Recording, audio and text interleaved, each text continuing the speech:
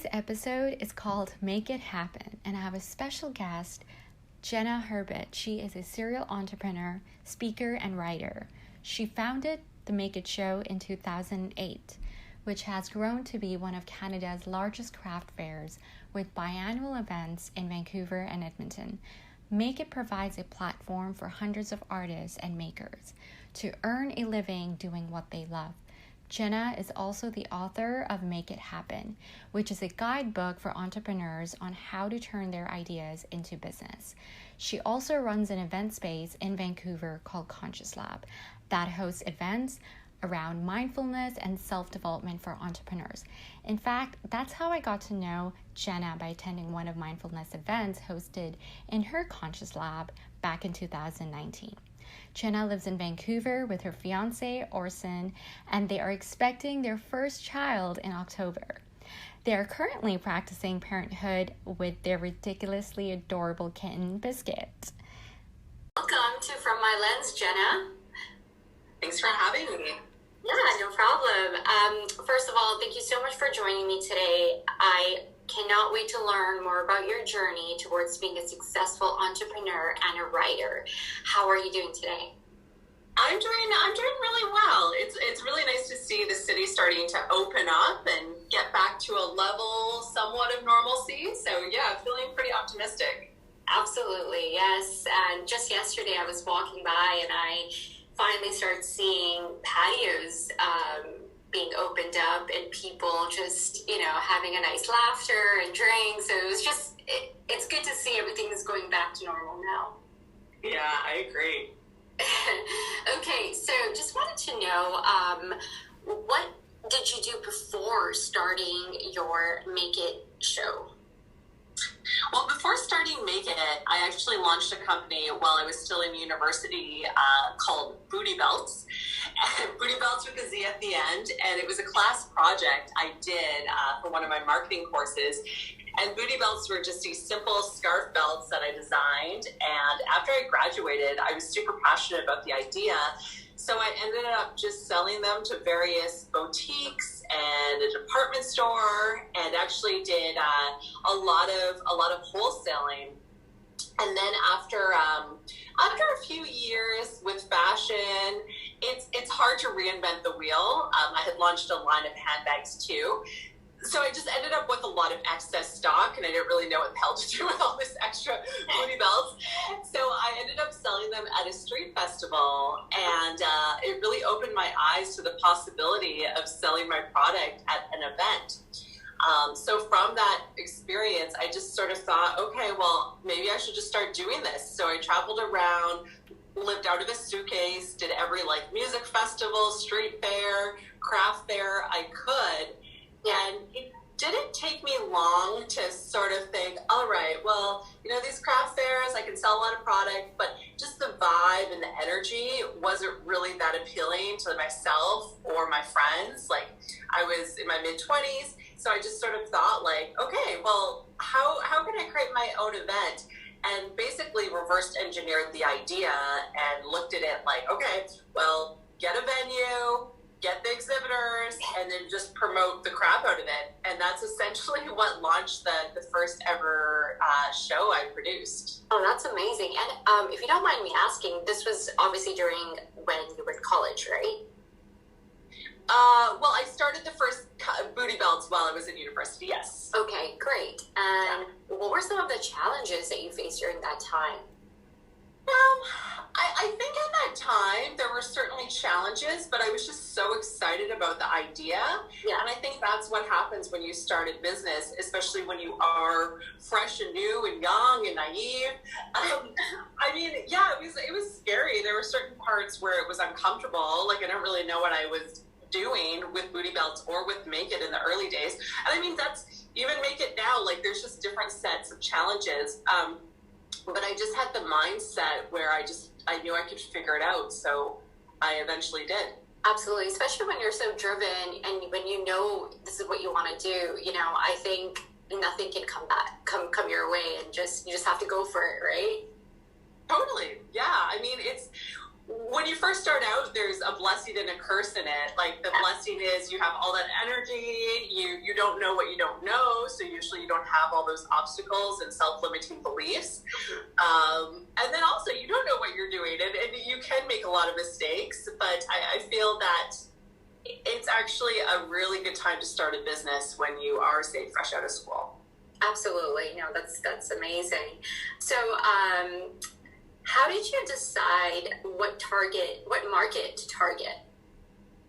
Well, I didn't really think about that, to be honest. Like, I just did what I thought was fun and cool, and I was kind of targeting probably myself and my friends.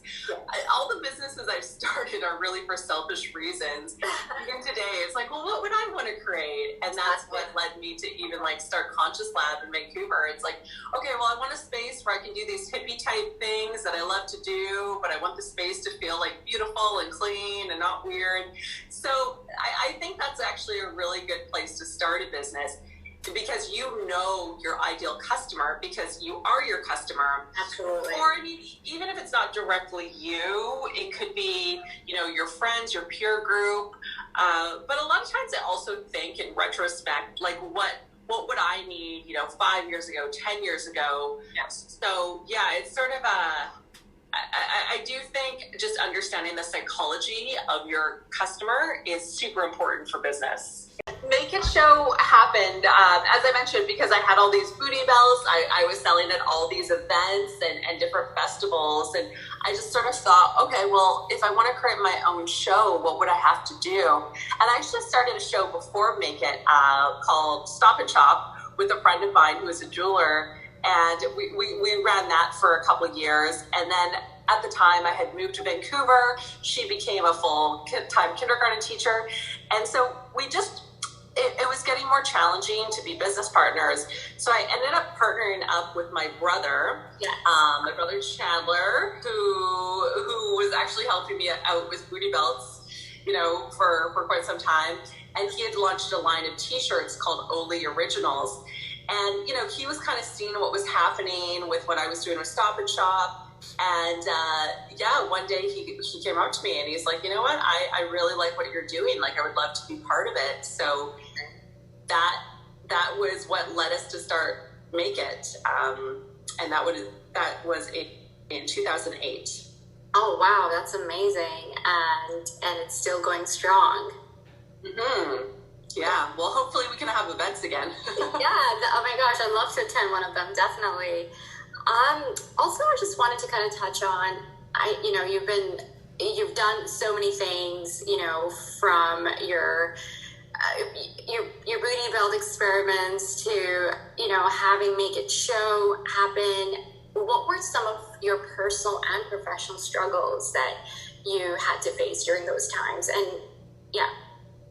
I would say just not feeling like I knew enough. I feel like the imposter syndrome is something that a lot of people, or if not everyone, faces at some point or another. Just feeling that you don't know enough, you don't have enough experience. So I would definitely say, I still face that all the time, because the thing with business, and I think also just with life, is no matter how high you get, there's just different challenges and different things that you're faced with. So I think just like giving myself permission to go for it and to think big has always been something that's been a challenge. Also feeling like I don't know what I'm doing. That's also part of imposter syndrome. But I think because I started a company when I was so young, I had a deep-seated belief, like, I don't know what I'm doing. They're going to find out. I need a grown-up to tell me what to do. And, now, like, almost 20 years later, now I'm 39, and I still have that feeling a little bit like, they're going to find out. I don't know what I'm doing. So I think there's just always something that you're up against. That's so incredible. What is the most difficult thing about building a consumer brand from scratch? What is your take on that? And what were some of your challenges when you were working on that? Consumer. I guess it's with Make It, building the brand.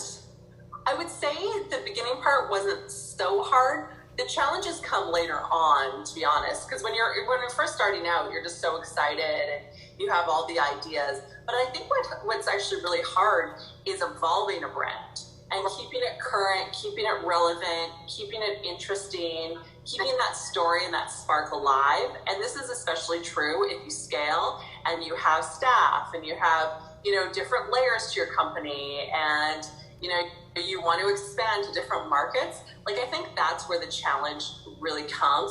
I mean, initially with Make It and also with Booty Belts, like the first incarnations of the brand, are pretty shitty. Like, when I look back, I'm like, oh my God, I can't believe, like, I would just draw them out and try and get like a cousin or someone I knew to help me out. It's pretty rudimentary. And I think also it's just not really putting so much emphasis on it. I mean, I've never been someone who's a perfectionist. I'm actually pretty sloppy in how I do a lot of things, but I'm very fast. And I think that I'm very quick to start something.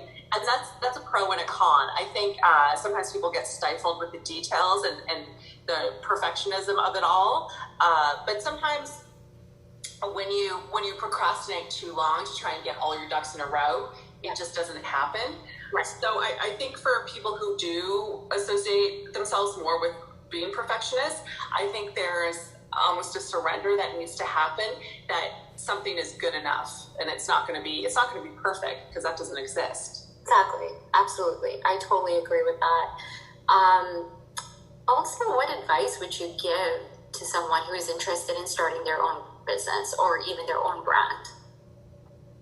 I mean, you have to just start.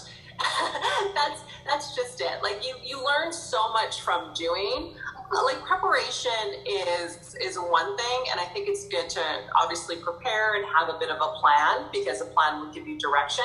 But you learn so much from starting, and I think there's a fear of putting yourself out there that's incredibly normal and understandable. So the more you're able just to do that and just focus on taking that little step forward, which each action, the more traction you're going to get. I think sometimes what happens now, like with sort of instant gratification that we're also accustomed to with our social media lives, people want an overnight success, and when it doesn't happen quickly, they just stop. And I mean, building a brand takes a lot of time and a lot of patience and a lot of perseverance. So it's very uncommon to nail it in the first try. That's an anomaly. Like, more often than not, you start something, doesn't really work. You kind of look at it objectively and start again and tweak it. So it's always this evolution. So I would just say, put something out there and get that feedback and learn fast and just try again and keep trying until you have something.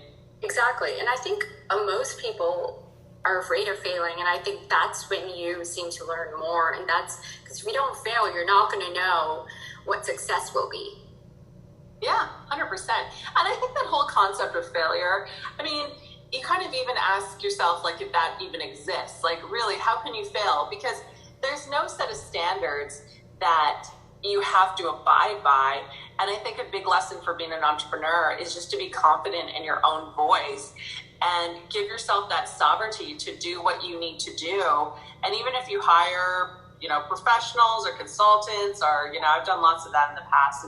And sometimes they're good, but sometimes you realize you actually know more than they do. And I think it's giving your power away too easily. And maybe it's a female thing more so, but yeah, you just got to have confidence in that what you're doing is the right way to do it.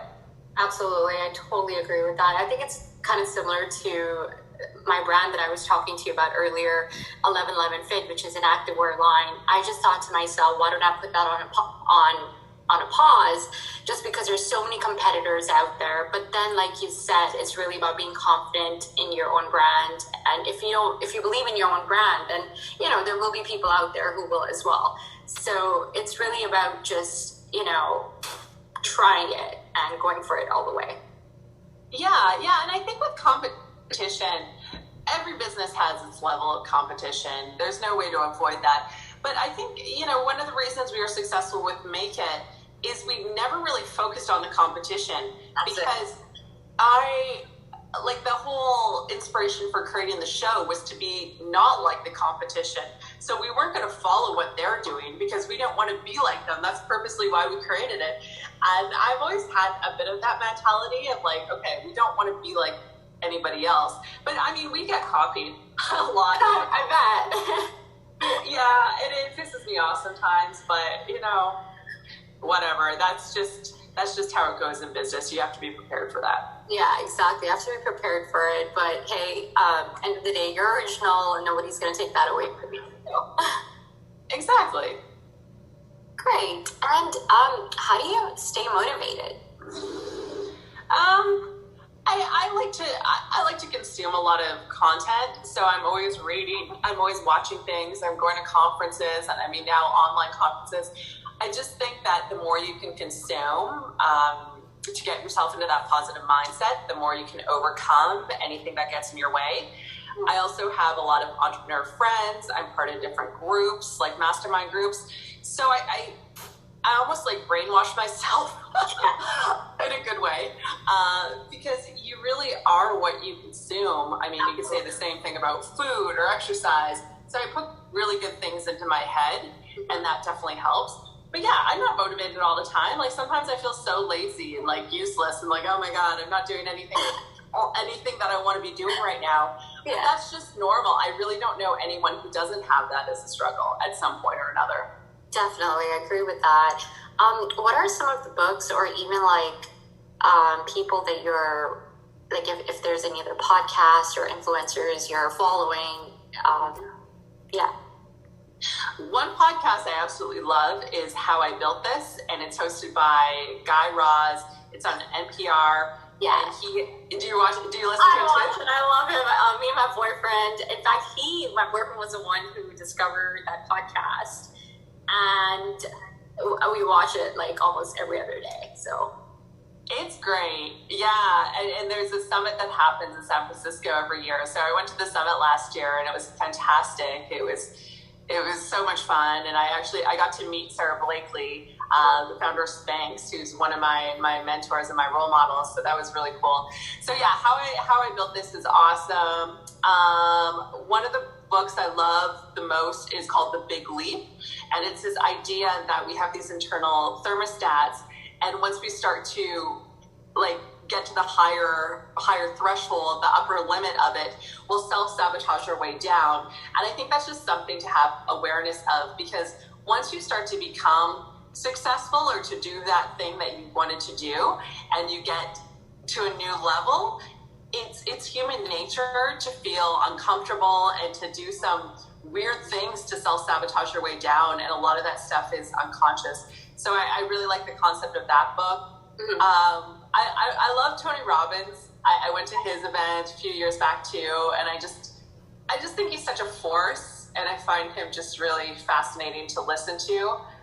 I like Marie Forleo, her videos. I think they have really great content, and I mean, I'm always just exploring new things. I mean, now with YouTube and the internet, all this stuff, like you can definitely go down a self-help rabbit hole relatively easy. So sometimes I don't even know how I find the stuff I do, but I'm just always consuming information. Yeah. That's amazing. Yeah. Great. And what's your favorite thing to do when you have like during your free time? Well, right now we just got a kitten, so I've been really excited to just play with my little kitten. Biscuit, the kitten, yeah. We thought Biscuit was a girl. Turns out he's a boy. Where we got him from Kijiji. Didn't know, I guess, how to tell the sex of the cat. But yeah, it's been really fun just to play with him. Yeah, I mean, seeing friends, just like relaxing. I really like doing yoga. I mean, I like traveling too. Not sure when we can do that again, but yeah. I can't honestly wait to like go for just leave, just be around palm trees and ocean breeze. I know. I mean, fortunately, living in Vancouver, we're pretty lucky that we live in such an incredible place. Yes. But yeah, I definitely, it's weird not to be able to have any travel plans in the future. Exactly. Yeah. It's so iffy. And what mantra do you live by? Trust and surrender. I feel that just trusting that things are going to work out and just surrendering to the greater universal force is something that's been a practice of mine for a while. And I find whenever I don't trust and I'm just like rigid and tight, and that's when trouble happens. So just trusting that there's a greater force and a greater energy than me that's guiding me in a very benevolent, loving way. That's incredible. I definitely have to agree with you on that as well.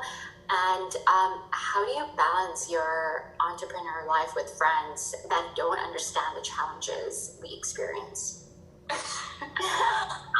You know what? I moved here when I was 26 from Edmonton. Yeah. So I don't really have friends who aren't entrepreneurial. Like some of my friends do have 9-to-5s, but they at least had a business or they have a side hustle. Yeah. So I feel like just who I surround myself with, it's not an issue. I think it's really important that you surround yourself with people who have similar mindset. So I don't know if I would really be able to be friends with somebody who didn't understand that, because it's such a big part of who I am. Exactly. Completely agreed. Also, what impact do you want to have in the world, or change do you want to see?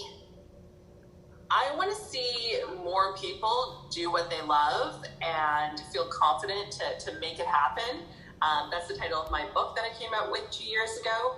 And I think it's such an important thing to have ideas and to allow them to manifest. And I think there's just so much resistance and so many obstacles that get in people's way.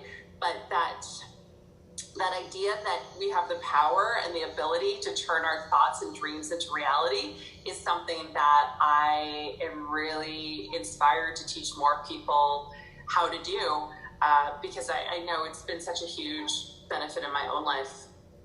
That is amazing, Jenna. I definitely think we need more individuals like you who are making such impact and giving hundreds of other artists the opportunity and platform to do what they love. Once again, I'd like to thank you for tuning in with me today and sharing your views with our listeners. I hope to have you again soon. I would be honored. Thank you. Thank you so much.